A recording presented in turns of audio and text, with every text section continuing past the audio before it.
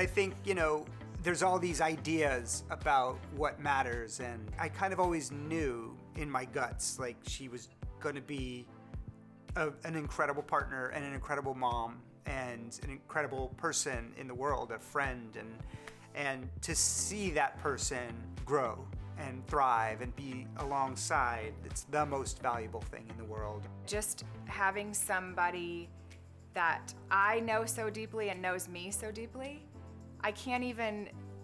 there's no comparison on earth, I think, to that. It's like that knowing that somebody has right next to you all the time. I don't know. I think that's spectacular. The five of us have to stay together as long as we can. It just feels right, doesn't it? For 6 seasons, Scott Wolf starred as Bailey Salinger in the beloved 90s teen drama Party of Five. This is fantastic.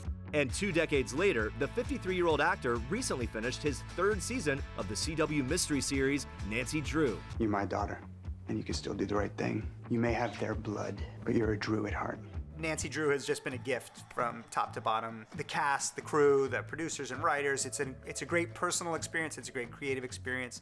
They gave me a chance to direct for the first time, which I loved. And getting to season 4 on a show is just not a given in this day and age. It's an uphill climb, and so we're all really proud to have made it this far and feel like we've got a lot of story left to tell.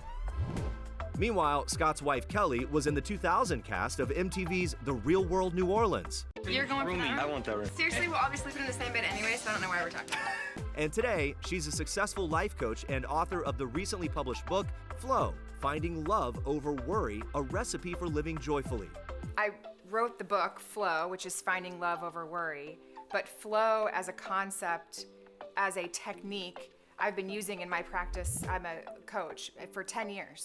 It was something that I created probably, I don't know, a couple years into my practice, because I would hear people say things like, oh, I was in flow and that happened, or that felt like flow, or this feels like flow. And I remember thinking, like, what is that? What is that elusive thing that people love to talk about and they feel like it was a gift, but they can't figure out how to get to it or how to access it? So I just started listening. Every time I was working with somebody, I would pay attention to, if they talked about flow, I listened to what got them there, what was happening around them. And it was really, literally, no joke, a map. It was, if you chose love over the fear of the thing, if you chose the desire to do something over your worry, you would tap into this sense of flow. And it was whether you were surfing or baking, it didn't matter. You had to do those things on a big scale and a small scale. And so I started testing it, and I would test it with my clients. And over time, I'm like, oh, this actually is helping people access the flow state. So I kind of just transitioned and used it all the time in my work. Kelley also recently returned to her reality roots with The Real World Homecoming New Orleans. The 8-episode series will reunite the entire original cast and premieres April 20th on Paramount+. 8 episodes. It's like one thing to go say hi, and it was another thing to go, no, you're going to live with these people. You are in your 40s and you're going to live with these people and make multiple. And I was like, oh, okay. We're not just going to a cocktail party and like waving at each other and having small talk. Yeah, it was something. The real world, the first time I felt guarded, and I don't want to do that this time. I want to be completely who I am and to be a little more vulnerable. I felt scared, I guess is the word that I would use. But then I also felt drawn to it, and I don't really know how to reconcile those two things. You know, I definitely wanted to see and be in that experience, but it's a bit terrifying. I can't lie and say that it's not. It was a lot. When the couple first met back in 2002, Scott had already seen his future wife on MTV. And like just about every other young person in America, Kelley had seen Party of Five. Of course I knew who he was for sure. And I had seen the show, but at that particular time, I was in high school and then college, I think, and I waited tables, and I always worked that night. Whatever night that his show was on, I worked.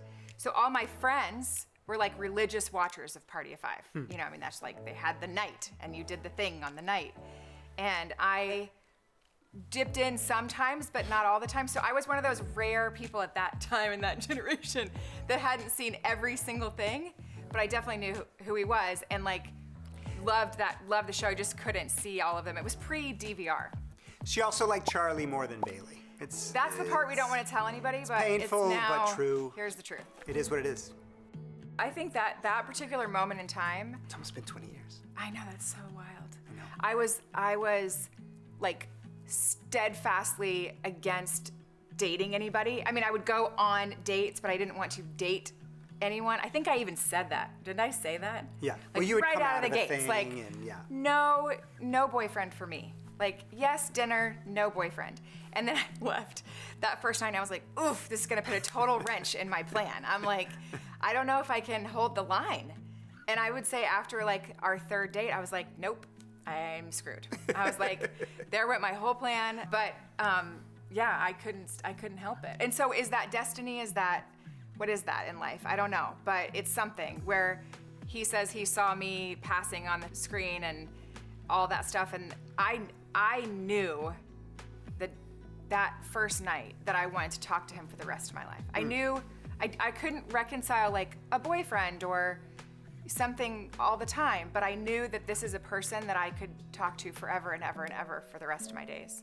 Well, it's funny because the guy who introduced us, this mutual friend of ours, when he called me the first time and he said, look, I met this girl, you have to meet her. And he was like, he said, I met your wife. I know. And I was funny? like, shut up. And he was like, I met your wife. And so I wound up calling her, and I have to say, I mean, it sounds all like, woo, but the first time I heard her voice, I don't know where that comes from, but it was just like, that's what she sounds like. Like, that's what my person sounds like. And it was crazy. It was crazy. And then, yeah, the first night we went out, it was one of those nights where, we talked for just 5 hours straight, and it felt like 3 minutes. And then we did that again and that again. And then I asked her to go on a trip with me when we had only been dating, like, I don't even know, a few weeks or something? Yeah. Not long, which was way, like, out of my normal Me too. comfort zone and yours. Yeah. And so, I hung up the phone and was like, why did I just ask her to go with me? And I was she like, why did I just say yes to that? And we went Yeah. to Tampa. Tampa. Thank you, We Tampa. did. We went to Tampa. And We stayed in like the birthday cake hotel or something. Yeah, that it was like, giant it looked pink like a hotel. giant birthday cake. yeah, and kind of fell in love. We did.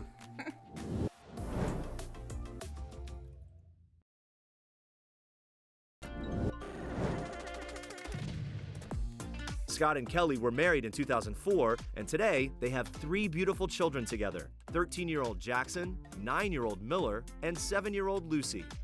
I think there is a really good balance of, there are definitely, skill sets that I feel like I have as a parent, and areas where I feel like I have blind spots, and thankfully, I feel like we kind of pick up for each other where those blind spots might be. I mean, 100% without a doubt, he likes to play.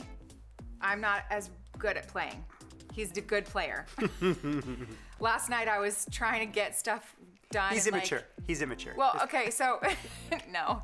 But I mean, the kids kept coming in, they're like, can we play? And I'm like, I have to finish this, and I have to make dinner, and this and that. And then Scott's like, I got it. And he goes outside, and he's just playing Frisbee with them. And I looked out there, and they were laughing hysterically.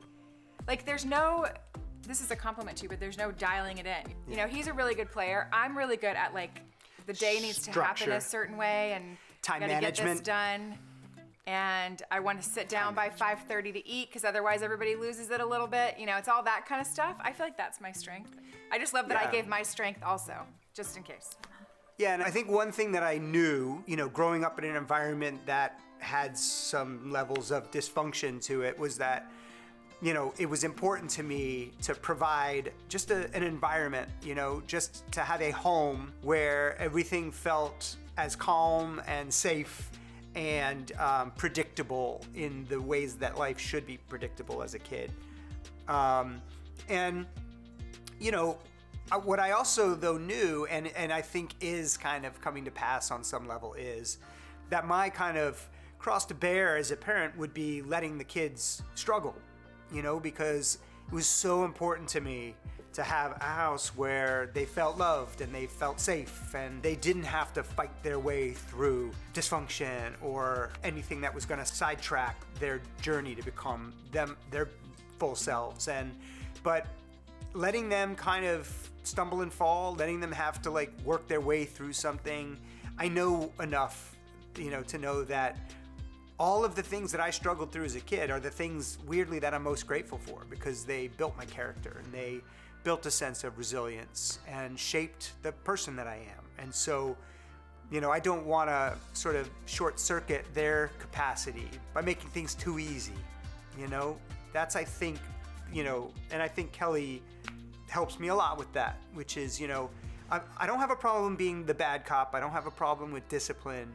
But I think holistically, just keeping in mind that the point isn't to have them not feel any discomfort. The point isn't that they never have to struggle. The point is that love lies beneath everything that they do, think, and feel in this home. And then, let them get their bumps and bruises, because it's necessary to evolve.